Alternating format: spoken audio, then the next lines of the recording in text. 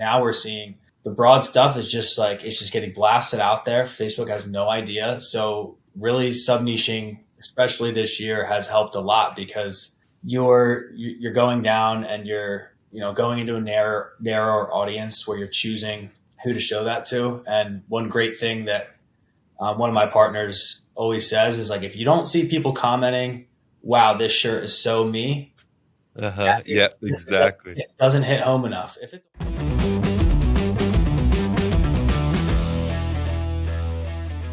All right, what's up, everyone? Welcome to another episode of Ecom Life with Brian and John. I'm John. I'm Brian. And today, guys, we have a super special guest. I'm so excited. He's a good buddy I was just going to say, good friend of ours.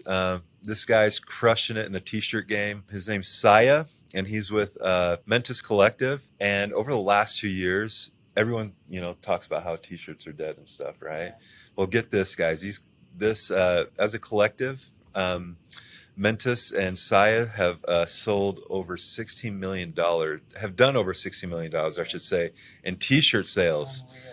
So, Siah, welcome to the podcast. We're so stoked to have you today, man. We want to learn from what you got going on because, we were just talking a little bit before the podcast. A lot of people think t-shirts are dead, but it's not true. It's not true, right? Yeah, I appreciate you guys having me on. Yeah, so I started selling t-shirts back in 2014 when Teespring arrived on the scene. Yeah, it was really that was my story too, man. Yeah, a lot of people had their start with Teespring. So we didn't really sell too many tees after, let's say, 2016. We did a lot of product in China and India, and we're importing that. So I kind of assumed that t-shirts were dead as well. I mean, a lot of people were selling them. There was a lot of drop shipping apps that were coming out. So I really took a break until about the beginning of 2019. So we started selling in 2019. And then, of course, when COVID hit in 2020, it was a great scenario. We weren't importing anything from overseas. So we really, that helped us a lot with the American supply chain. And we found out that t-shirts are, in fact, not dead. And really, we just had to play the game a little bit differently. And when we started, maybe we'd do one design a day or 2 designs a week. Really, we had to scale out the designs. And if we're going to do print on demand, do it in a way that plays to the strengths. So, all that said, still a lot of money to be made in t-shirts and print on demand, and Americans like their t-shirts. Oh yeah, man. Let me just go back a little bit. You mentioned 2014. Can you tell a little bit more about that story? Like, how did you hear about Teespring? What drew you to print on demand? Mm-hmm. And how long did it, just a little bit, because everyone, they look at people like us that have been successful selling print on demand. They think it just happens overnight. Just like for you to go into your journey a little bit. Again, like how you heard about it and how long it took you to kind of really feel like you knew what you were doing with it. Well, great question. Was 18 years old. Summer after I graduated, I was running a landscaping business, and my brother's friend was living in our basement. And I always saw him on the laptop. I knew that he made money, but he didn't go out and work outside doing landscaping like I did. So one night he said, "Hey, I need help with something. Can you help me for an hour?" And he gave me $40. And I was like, if you gave me $40, you must be making some good money doing whatever you're doing. And he just had me posting shirts on Teespring, basically duplicating listings and uploading new shirts. So I was pretty much a VA. And he was designing himself in Photoshop. So that summer, I just said, man, like, got to get me into this. This is awesome. So I started selling with him. Had, I think, $80 to my name. So like every losing shirt was a real, I'd spend $20 on a shirt and freak out that it would be my last time selling. At the time, so, it was sorry, let me jump in. You started with $80, right? $80, yeah. See, and that's the other thing I just want to point out real quick. So many people think that you have to have all this money to start print on demand. And I know it's a little different now, but that's super inspirational, Siah. So, well, to me too. Sorry, I'm going to interrupt here. Yeah. Not only was he just doing $20, $80 to his name, but dude, you've done over $16 million in t-shirts in the last 2 years. But when you started, you were still worried that $80 was going to be the last $80 you spent on t-shirts. Isn't that crazy? And so that doubt that people have is real. And it doesn't matter if you're going to be successful in the future. In that moment, you're looking at it Exactly. and worried, can I actually do this? Is this actually feasible for me? Yeah. Yeah, exactly. And thankfully, I had my buddy that was mentoring me, and he had winning t-shirts. So I could see that, hey, this is real. I'm looking at some of his campaigns. He's helping me kind of narrow out, good ideas, bad ideas. Everybody, when they start, thinks that they have this great idea that's just going to sell a million shirts. You hear it all the Yeah. time. And you quickly find out that the data and the customer kind of dictates that, not whether you think it's funny. So having him to guide me through, the targeting, what kind of t-shirts to start in, what markets to go in, really helped. And how my first winning t-shirt was pretty comical. It said, I can't keep calm. I work at McHell. And it was the McDonald's arches. This is back before, Yeah. right, was like super, super crazy or anything. And I just targeted McDonald's employees, and everybody thought it was hilarious and bought the t-shirt. So funny first winner. Oh, I remember those Keep Calm shirts. I did a lot of those too. What was I going to say? How many units did you sell of those? Do you remember? I think it was $1,800 in revenue. So whatever that was, I selling them for $20 on Teespring. Yeah. You know what's funny about that, Siah? Because you've gone on to sell. I bet you couldn't even remember all the shirts you sold and all the designs. But it's really interesting to me, and it's the same with me. I totally remember the first shirt that I sold and how much I made, everything. Really? Well, yeah, it's because for me at least, I don't know if you feel the same way, Siah. Just proving to myself that I could sell something like that online and actually make money, that stays with you. You know what I mean? It gives you the confidence to keep going. Even though I had shirts that sold way more than that, and I know you have too. So you've sold shirts that sold way more than $1,800. Yet you remember that. Isn't that true for you too? Yeah, and my wife will probably say, to a fault, I get, selling is addictive, and it's just like Facebook ads is a casino, and selling is addictive. So I pretty much remember any shirt that did well. Yeah, I'm refreshing the phone so many times that it's just into my memory of like down to the day, down to specific memories I had of like, in college, there was a couple of days where like a day where I hit $600 profit, and that's, sitting in class looking at that. That's a nice memory. But yeah, when you get to selling, it becomes so addicting that it is a lifestyle, and you remember that stuff kind of like an athlete remembers draining the game-winning shot. Yep. No, it's so true. And the other thing too to keep in mind during those Teespring days is it wasn't DTG, meaning you had to sell at least, I believe it was 10. Yeah, it was 10 T-shirts with Teespring before they would put it into production and send it to your customers. And so one of the risks that we had back then is, we'd have T-shirts that sold like 5, and we'd spent money on ads to get those 5 sales, but they wouldn't go into production if we didn't hit 10. And so we would lose out on the ad spend. And then our customers would get an email saying, sorry, this campaign's not going to print. And so things are a little different. I mean, yeah, everyone talks about the good old days of Facebook ads, which was in 2014 when we were starting out. But I think the reality too is things have gotten a lot better as far as production and product out there. Would you agree with that, Siah? What are your thoughts on that? Yeah, 100%. I mean, granted, everything's gotten better, but the customer expectation moves faster than the industry gets better.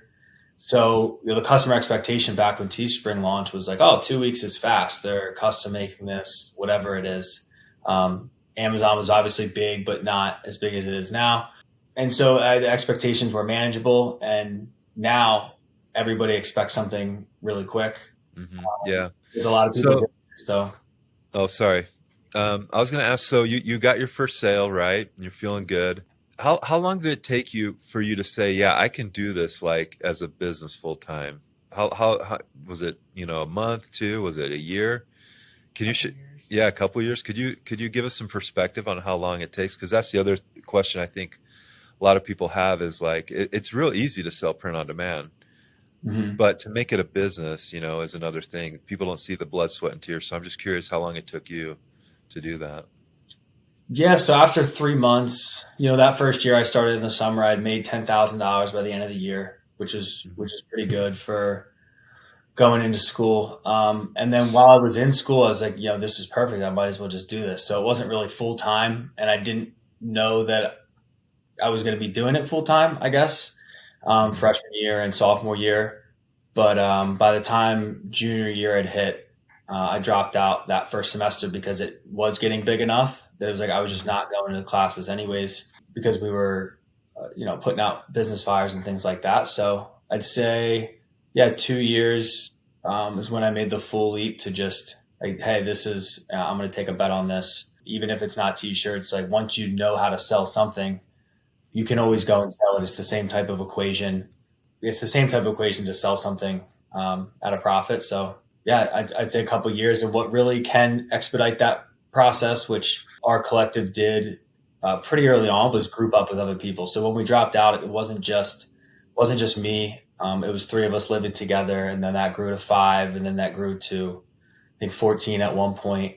And by doing that, you can align yourself with mentors who have done stuff, who have gone through things that you're facing, similar things, so that it's not always an easy road, as everybody knows. And to stay motivated, to try new things, and to not give up on it is, I feel like, half the battle. So the earlier you can get involved with, whether your listeners get involved with people like yourself or people that have courses or programs, or even some like monthly, call that you can do with somebody just to get some other perspective as to like, your problems aren't insurmountable as far as selling. Like, people are doing this every day, and they're coming up with a lot of creative ways, how to sell products. Yeah, I like that. So you took something that could be a negative, right? I think a lot of times our peer groups can also push us down, right? And you said, you know what, I'm going to put myself around people that are like-minded, people that are going to lift me up in this industry. And so you changed your peer group to be a peer group that you could work with, right? And that's what pushed you through it. I think that's super powerful. And I think a lot of times we forget that our outcomes are what they are based off of the people that we hang out with.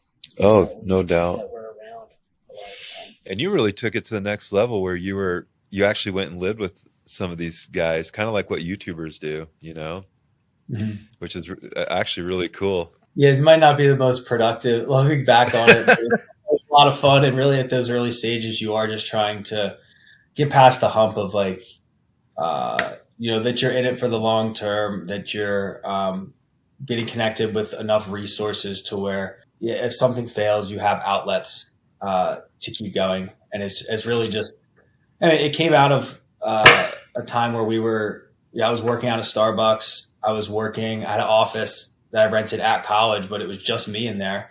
Kind of depressing. Working by myself, pretty depressing. A lot of like putting up t-shirts by myself at 2 a.m. So I think the e-commerce industry, like, in general, I think it's gravitated more to these like conferences and summits and things where like people who just work online and don't have that connection of, going back and forth with somebody on ideas and spitballing, and really that's how a lot of this stuff happens. I love that. I think that's such a huge lesson, and dude, congratulations. I didn't know this part of your story. Those sleepless nights, that grind that you have to go through. People see the success, they see the numbers, they see the screenshots that a lot of these guys put up, but they don't see the grind, right? They don't see the heartache, the suffering that you have to go through sometimes to do that. And the truth is, honestly, most people don't want to do that. They don't want to go through that. I call them my 1 o'clocks. Yeah, that's Brian always says it's 1 o'clock. My 1 o'clocks, man, and that's where most of my learning took place because they were the hardest times in any one of my businesses. Yeah. So congrats, dude. I really didn't know that. I have a similar story. Our listeners know, I had to deliver pizzas when I was kind of going through the growing stages of what I was trying to accomplish, and so you got to do what you got to do sometimes, and that's really awesome. But I love deep down, any successful entrepreneur has gone through their 1 o'clocks. They have to go through their grind to figure it out, those that just don't stick around, right? It's just not worth it. It's that rite of passage, I guess you'd say. Yeah, it just the mentorship too. Like you mentioned, Siah, I just think that's so important. Think about people that can leverage your expertise, versus having to learn it all from scratch. I just think that's such a huge shortcut. Some 1 o'clocks are forced on us because we're too dumb to Yeah, to learn from other people. Somebody that has the power to help us get out of it, right? Yep. Yeah, I think every entrepreneur will probably say that it is just the expectations grow. Like I remember specifically thinking if I could just make $50 a day doing t-shirts, I'd be happy.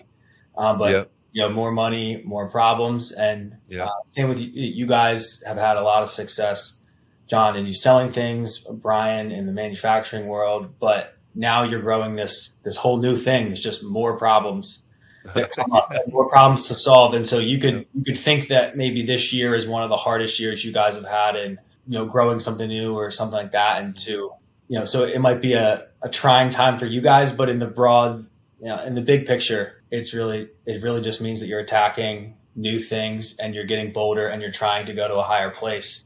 So if you're not doing hard stuff, you're not going to feel like you're going through trying times. Oh yeah, dude, that's so powerful. Yeah, I 100% agree. But that's the fire you have to walk through, And print on demand makes it easy to kind of start a business. But again, if you're smart, you'll get mentorship. So, Siah, let's just fast forward a little bit. So you were getting successful selling shirts, and then you kind of took the same path I did. It's pretty interesting.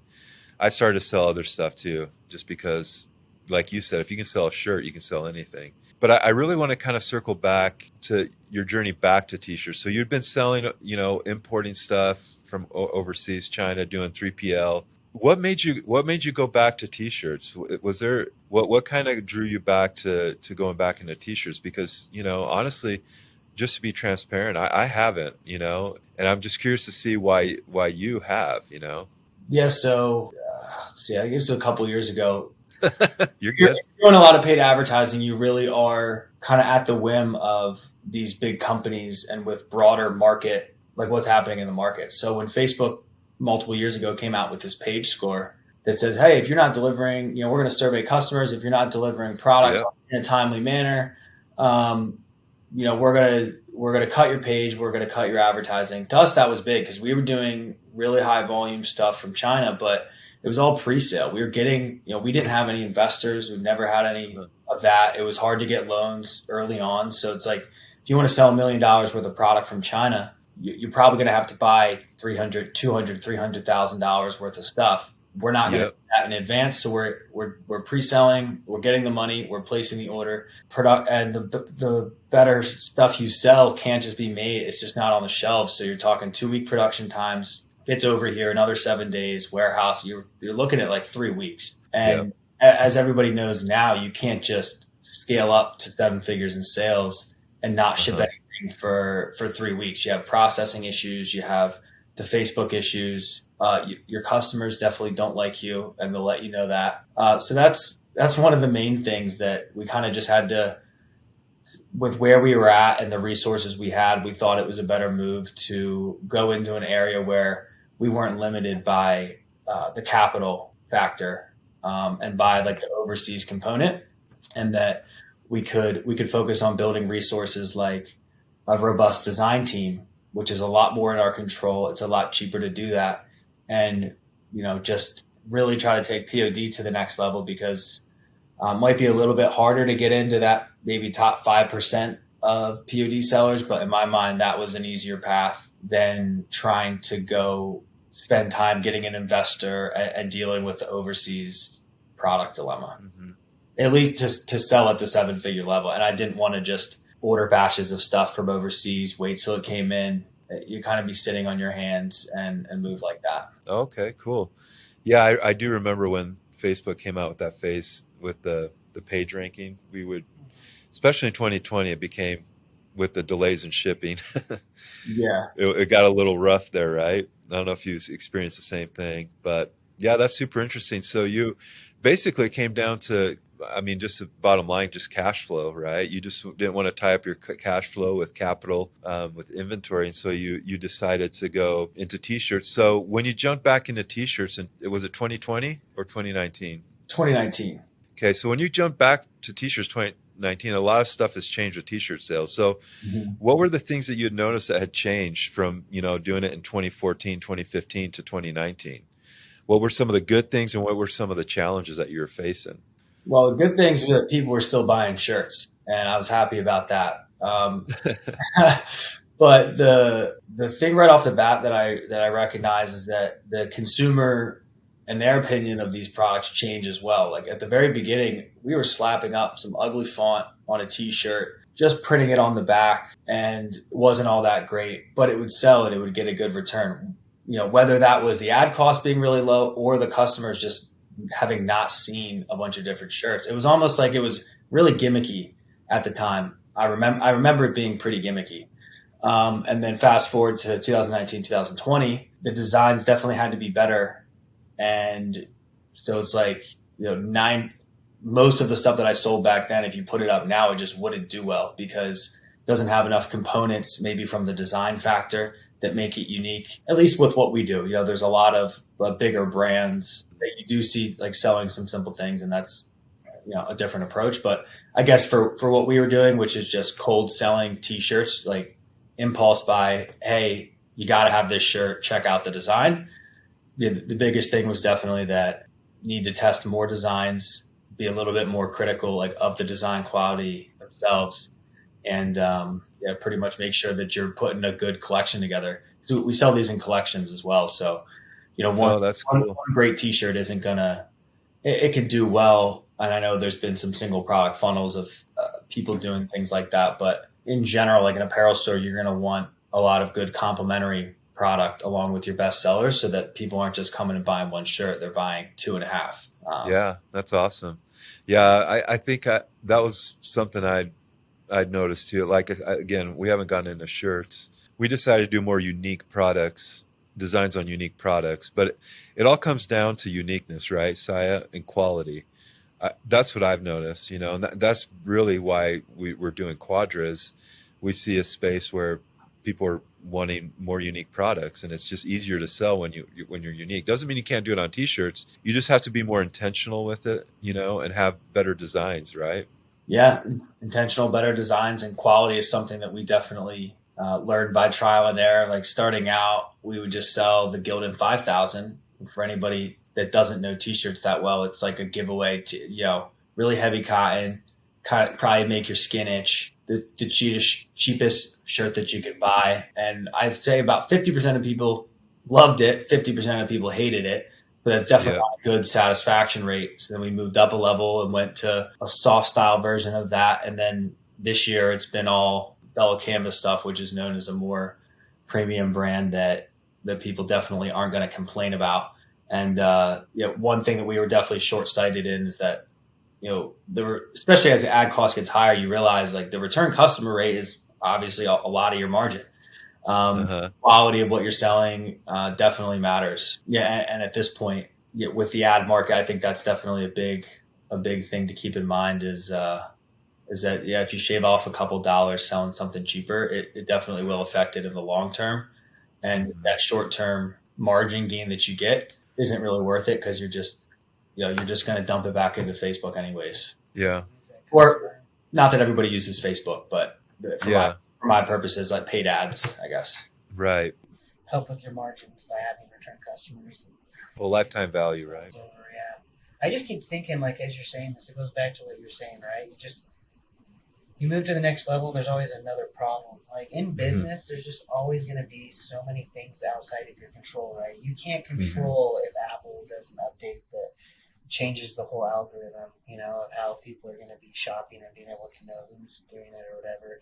There's, like starting off, you started with Gildan 5000s, right? And then you found that your customer retention rate was horrible, right? And so these are problems that you didn't expect up front, but then you find them, right? You went out and started doing unique products, and then you found that Facebook changed their algorithm, and it was retention and destroyed a lot of that too. And so you had to problem solve. And I think as a business owner, I think a lot of people when they get into this industry, they seem to think like, oh, this is just me marketing and it'll be simple and I'll market, people will buy, and I'll move on to the next customer and yada, yada, yada. And then they realize, oh my gosh, I've got to deal with customers. I've got to deal with issues. And now I've got to figure out how to make them happier so that they'll come back and buy again. And oh my goodness, now this revenue stream of where I was getting all my ads isn't working, and now I've got to figure out another revenue stream or another product that works well with that revenue stream. I just think a lot of times we forget that in business, that what we're doing is a business, and there's always going to be problems. It's about your ability to problem solve and look at it and say, how do I change this? How do I make my business better? Because the problems are never going to go away. There's always going to be another problem. There's going to be another issue that you have to solve. What really is important is your ability to solve those problems and cope with them, I would say. Yeah, I couldn't agree more on that. Especially if you're going to start up lean and mean, you have to do that. If somebody can buy their way into it and fork up $1 million, they can, of course, do great in a t-shirt business because they'll just acquire customers. And by the time that $1 million has been spent, they're going to have such a great brand and customers and everything like that. Exactly. It's easier, but yeah, at the startup stage, and I've gotten some pushback from like people that we worked with, or we'll bring somebody new on and I get the feedback like, man, you're changing so much, pivoting. It's like, you just can't stay with something. And while we've been at fault for that, a lot of times it is just like being completely 100% used to the fact that you have to pivot. And if the data says otherwise and you're not seeing great signs, then you need to cut it and just move on. And it could look like you're changing your path or your mission, or maybe you're going to go to a new brand or start with a new product. But ultimately, if it saves you from spending another couple months there and getting started on something else, then ends up being the right decision. So definitely don't be afraid to pivot at the early stages, because we're still pivoting all the time, and as it gets more successful, you hope that you have to pivot less because you're maybe choosing better paths, I guess, and doing stuff that's at a better, more sustainable level. But yeah, I love that. So let me ask you that. We were talking a little bit before you hopped on, before we started, and you said something that really resonated with what we do here at Quadra with our online store, and what we teach at Quadra is launches, right? Launching product consistently. Right. We call them LPWs, launches per week. Right. It's been something that really has changed when I was selling, it took me from like a part-time guy to actually making a full-time income was a launch schedule and weekly commitments to schedule. And you briefly talked about it. I'm just curious, would you mind, A, does that resonate with you? And B, can you kind of talk a little bit about what you guys do for your launches? Yes, it definitely resonates. And we come from a place of not doing it enough. So this is like a huge pain point because it's a drastic difference. You can get, if let's say you have a winner or a couple of winners, you can get kind of complacent and ride the coattails of that. But we saw it make a big difference on the returning customer rate because they've seen what you have to offer. And we noticed that our emails and SMSs, like the best ones, almost regardless of discount, was just about new product. If you drop an entire new collection on them, even without giving them a discount, it's like, wow, they see 30 new designs or something, versus clicking on the third email that you sent and it's just the same stuff that they saw. It's the same ads that they're getting hit with, and they're just disinterested. So we definitely seen that new product, even if it's not all stellar product, just new product in general, and saying we have a collection of new stuff, there's always great benefit to it. Recently, what we've been doing for it has been really, really simple.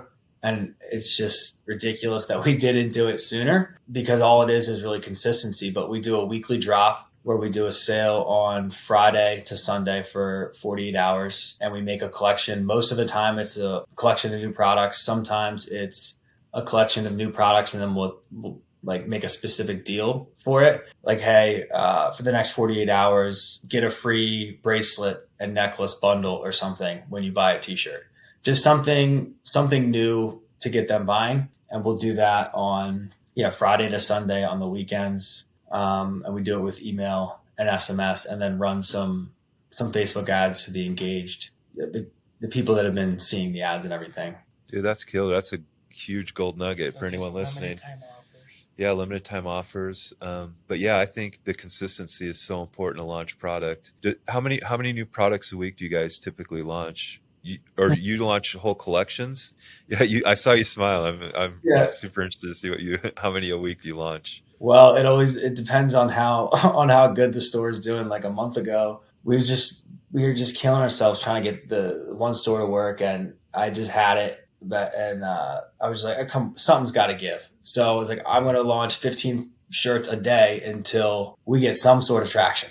Because usually, if you're not getting any traction, it's, the data will pretty much tell you it's not that people aren't buying T-shirts. It's not that they're priced too high. Like, we know all that kind of stuff. It's really just, nobody wants what you're selling. So get in there, and you can get lost with got to do all these other things for the company. But at the end of the day, spending your time doing product research with designs is, what some people might not even consider working. Like, you do it on your phone, scrolling around the internet.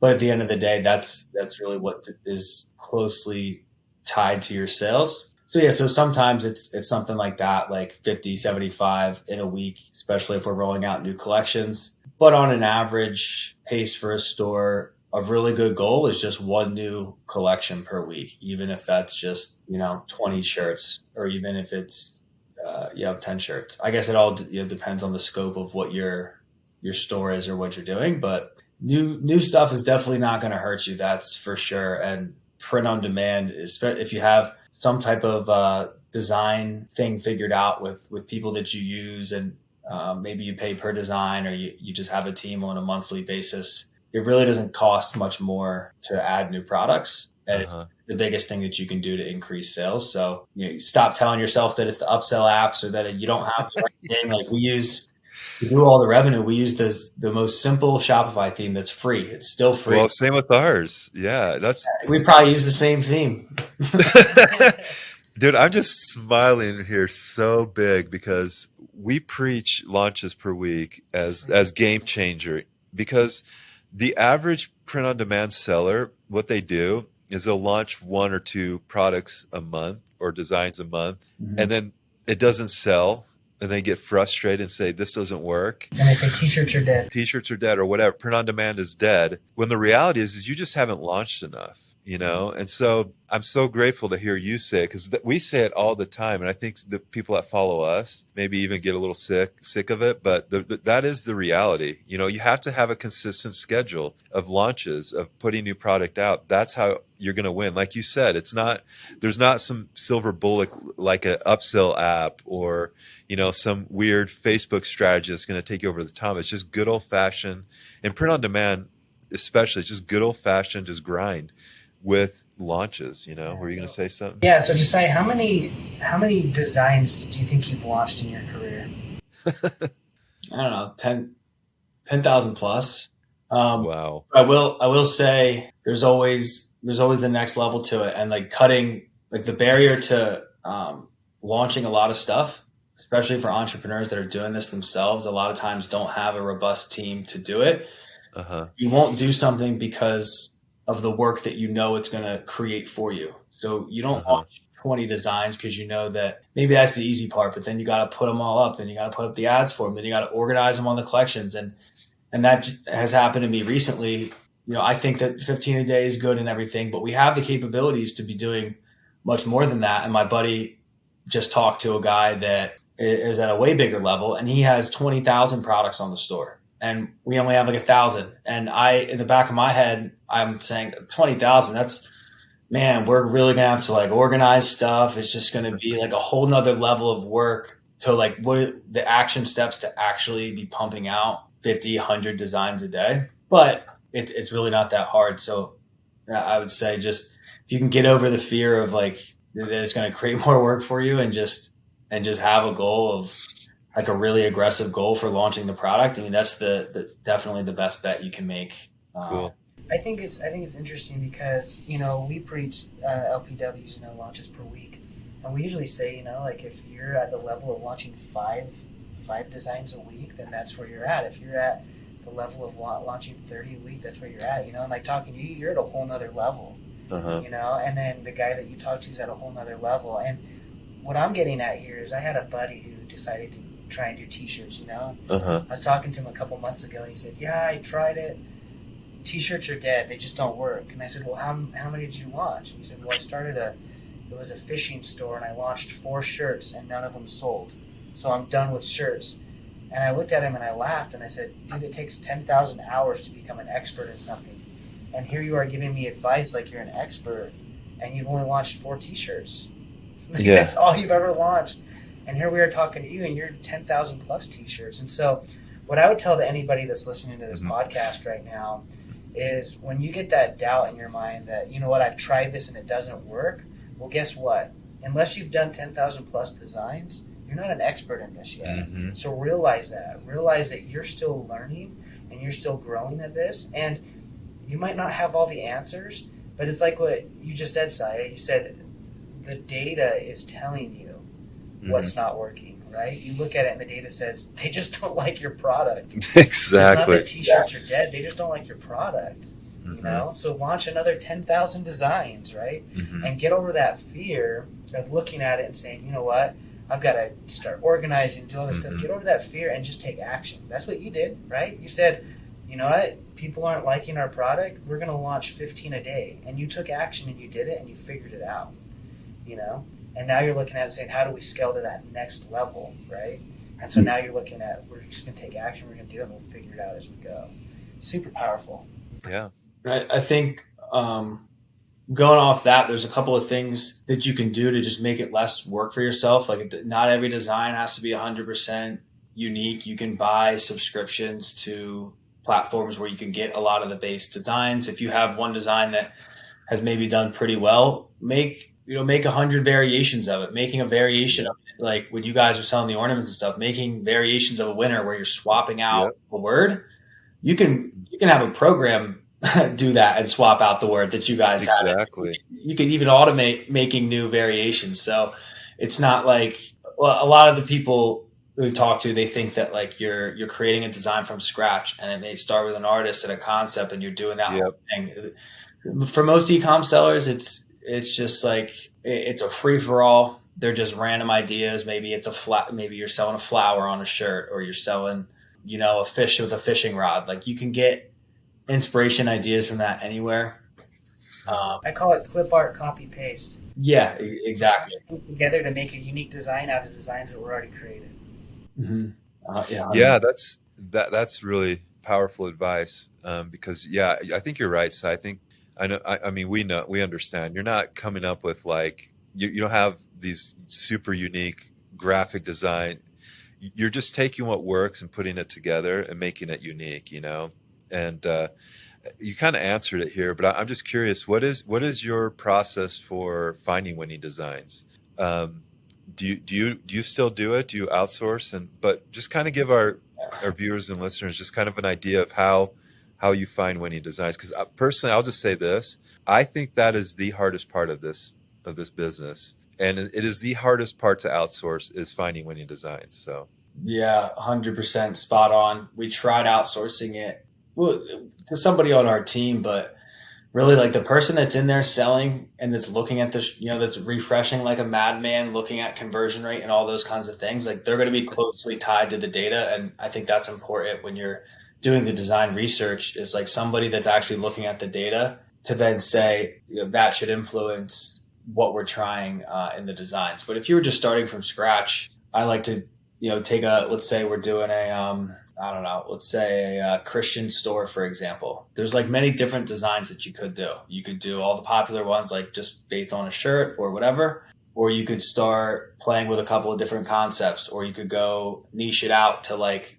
maybe Christian people that like camo, for example. Like, pick a couple of different categories so that you're testing new ideas, even if it's under one niche, so that you're kind of getting more for your data. Because once you see, these purchases are half the price of these ones, then it can kind of give you a direction on where to double down on. So when we start out, we're just looking like, where do we double down? We're not expecting to be profitable.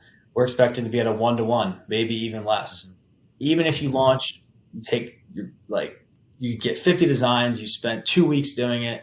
Even then, the expectation is like, you're going to be at a 1 return, and you're going to take the data of those 50 t-shirts, and you'll look at it and see, okay, where do I double down? What is it about these ones that made it better than these ones?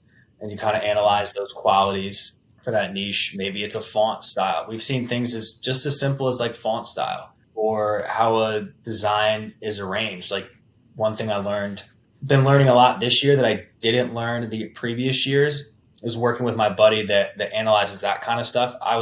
kind of under the impression it doesn't really matter what the font is or things like that.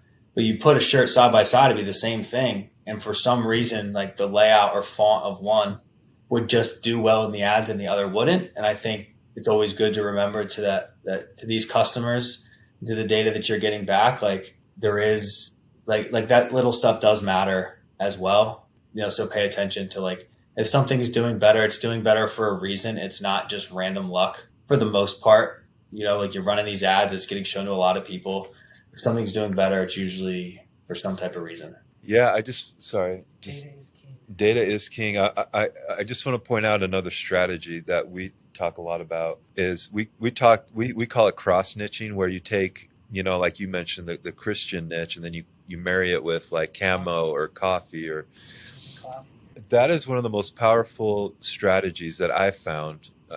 I mean, it sounds like you have as well, Siah, but I just want to point out some of the mistakes that people make in this industry is they tend to go too broad.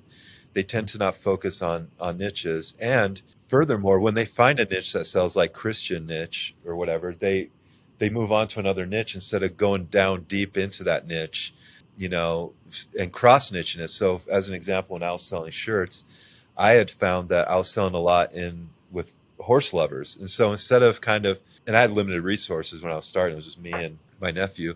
So instead of like abandoning horses, say, oh, I made my money on horses, let's go try cat lovers, which you can. I use my energy and time to really dig down deep into that niche, cross niche it with teachers, grandmas that are horse riders, and then different types of horse riding, barrel racers. So anyway, I just want to point that out because I think, again, if someone's listening, a beginner, the biggest mistake I see is design, and then also just not committing or understanding niches. Well, if you're cross niching down, right, you're creating more products. So just like what Siah exactly said, launches. Now you can SMS people, you can email exactly, and say, hey, look at this new collection on horse stuff. Right? Yeah. So you're building that brand out. That's cool. Yeah, and that's definitely something we saw with when the Facebook algorithm changed and the data became worse. I remember, John, I was talking to you about it like a year ago. I didn't think it was going to be as bad as it ended up being. And really, with Facebook having all the data and being able to find the buyer easier, we did have some success going relatively broad in the couple of previous years. And now we're seeing the broad stuff is just like, it's just getting blasted out there. Facebook has no idea. So really sub-niching, especially this year, has helped a lot because you're going down and you're going into a narrower audience where you're choosing who to show that to. And one great thing that one of my partners always says is like, if you don't see people commenting, wow, this shirt is so me. Yeah, exactly. It doesn't hit home enough. If it's a horse shirt, they're like, cool, horse shirt. It's a horse shirt with a grandma that has 2 grandkids, for example. Maybe not that specific, but it's like, wow, it speaks to me. Like, how did they even get a shirt that's like exactly my essence? And that's the goal, because that's what creates the buying frenzy of like, wow, I have to have this. 1, nobody else has it. And 2, it's just like so spot on that it creates that impulse behavior versus like, I mean, it's just another tee. Dude, I'm just laughing because this is exactly what we teach our people. It's like they have to be we call it being hit over the head with it. It's like, I need that. Like, that's me, and like, especially with t-shirts, what you're really trying to create, in my estimation, is a billboard. Like, this is who I am, right? Oops. Like, it's different. Every product's different, right? A t-shirt's a billboard. This is who I am, right? And so the other mistake we see is people putting the wrong messages on the wrong kind of product. Where on an ornament, for example, an ornament isn't so much this is who I am, but this is who we are, so you can share them with people, right? Because no one's really going to care who you are when you get an ornament. It's like, this is who we are. So one of our best-selling ornaments is a coworker ornament, right? And it talks about the laughs they share together. And so I don't know why I'm going on this rant other than to say that this is what we teach. And really, you have to see a t-shirt as a billboard. Would you agree with that, Siah? Yeah, 100%. When we did our selling products course, one of the things that we stated in there, so I'm going to give a little bit of it away here too, but we talk about when somebody's buying something, it's an emotional experience, right? Mm-hmm. And that's what you're trying to do. Is when you're looking at a product, you need to decide what type of emotion am I trying to get this person to have, right? Am I trying to have them have like cry because they're so overwhelmed with feelings of joy over this? Are they going to be saddened by this? Like what am I trying to get them to feel? And if you can get the person to feel the right way for the right product, it's a Exactly. recipe. And once they feel that way, it's on the right product and it's the right emotion for what you're trying to sell.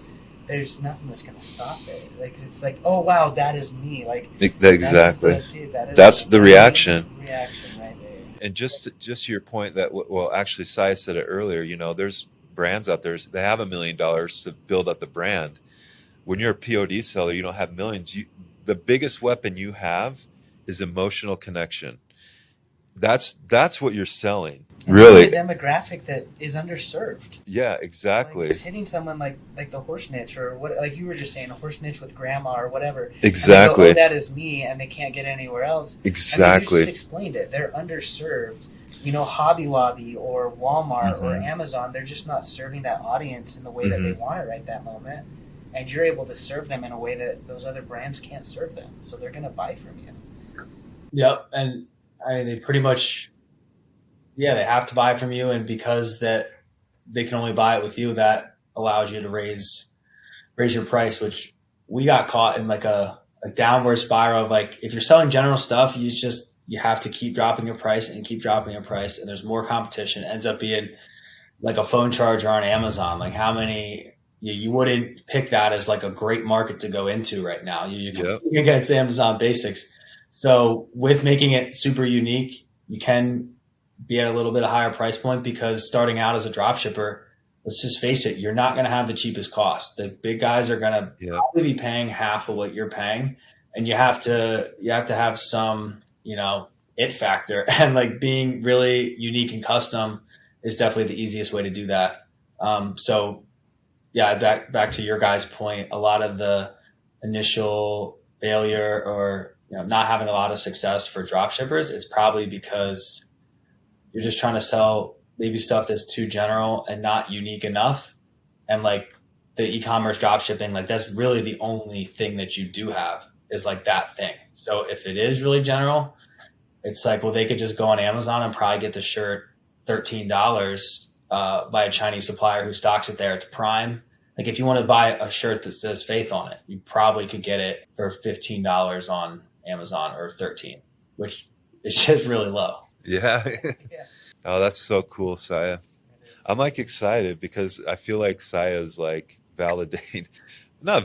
We don't need validation because we've been successful doing this business, but it's just valid that what we teach. It's like, I get so passionate about it because they're just simple things, man. They're just simple things that no one else is doing. It's just these simple tweaks. But I have found that people usually don't want to do them because they want the easy way out with the more vanilla stuff. But the reality is like you were even saying, you could get a program to tweak it. So we had an ornament last year that was, or past 2 years says, sorry for all the F-bombs, Santa. I'm a teacher. Well, we did it for like all these different niches. It didn't take a lot of money or effort. Yeah. And we sold across hundreds of niches, So anyway, so powerful. We're about to wrap up here. So I just had a couple other questions. First of all, what's been your most successful t-shirt? Do you mind? Do you mind sharing what that is? You don't have to if you don't want to.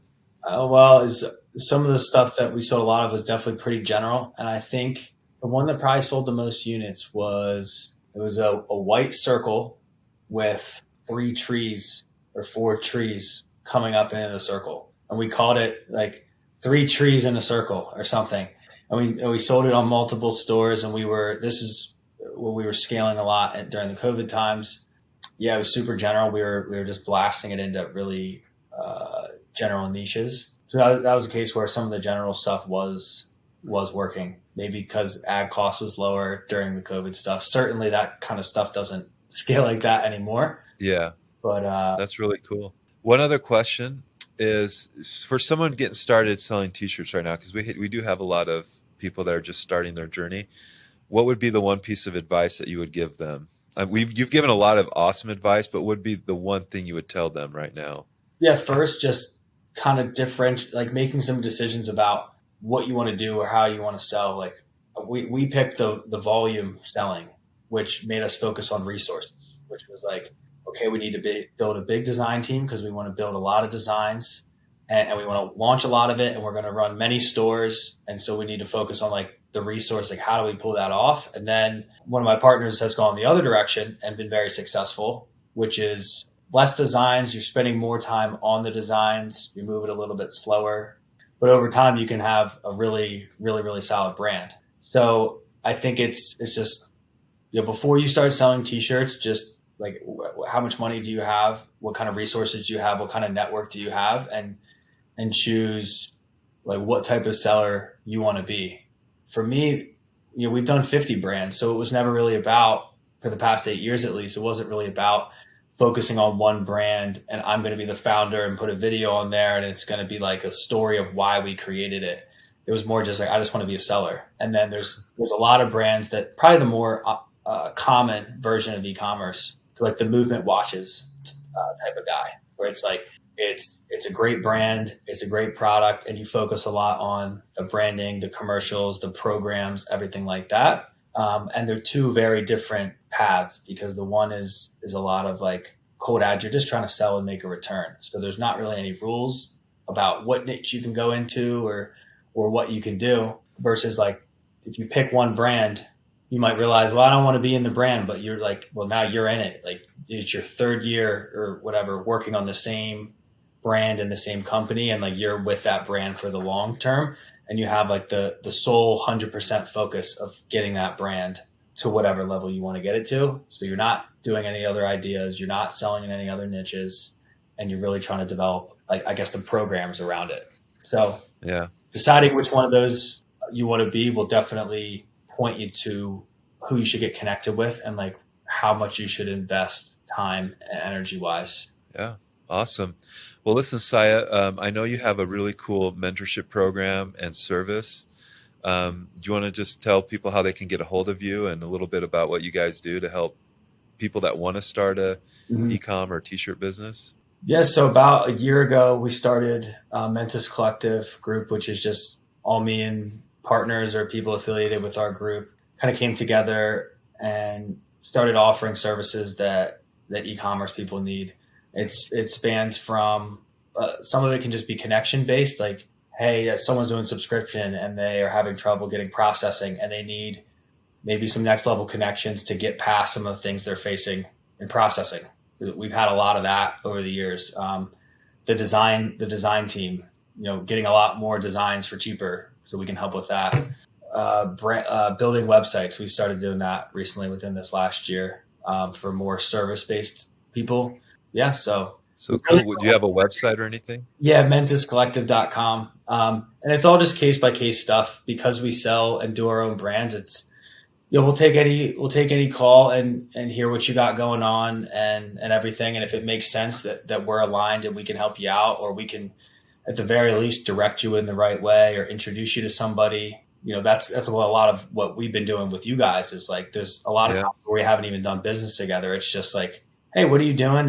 Can our connections help you? And, that little stuff can really help people out. It's not like it has to be, we don't sell any courses or anything like that. Good networking. Yeah. Yeah. And just, this is a little bit of spoiler, but, Siah's helped us connect with the t-shirt group here that we're going to be adding to Quadra, so that we're super excited about. That'll give you great prices, great quality, fast shipping on shirts. So stay tuned for that. We're in the process of working that out with Siah and his group, which we're super excited about. And hey, Siah, maybe, Q4, if you're not too busy, we'd love to have you maybe do some in-depth training. I'm putting you on the spot here, but some in-depth training for when we do launch the shirts, we can help other people, sell more shirts on the platform. So yeah, would love to do it. It's always fun, being a part of that and kind of building a store from the ground up and seeing people get excited about selling. Something we do here. If we bring a new person on, that they'll have that Shopify app and they get the little cash notification that's cha-chinging, and they're happy about 3 sales in a day or something like that. So it's really So cool to it's rewarding. that and help other people get started in e-commerce. It's awesome. Used to have that on my phone, and it would ching so much I had to turn it off because it was Blowing it up. It was blowing it up, man. It's the best. Well, Siah, listen, man, thank you so much for your time today. I thoroughly enjoyed the content. I hope others will listen because, I mean, honestly, there's stuff that we talked about today that's in these guys' courses that is way more valuable. So thanks again, man. We'll be in touch. And yeah, if you guys want more information about what we do here at Quadra, we do have a free masterclass that we're running at goquadra.com, where we actually talk about a lot of the stuff we talked about here today. So go check that out. It's free. And we'll see you guys next time. See ya. I appreciate it. Cool. Thanks, guys. Hey guys, thank you so much for watching this video. If you liked it, could you do me a huge favor and like this video? Also, don't forget to subscribe to our YouTube channel. We've got tons of great content there. And if you want to connect with us on social media, check out the links in the description. And we look forward to seeing you there.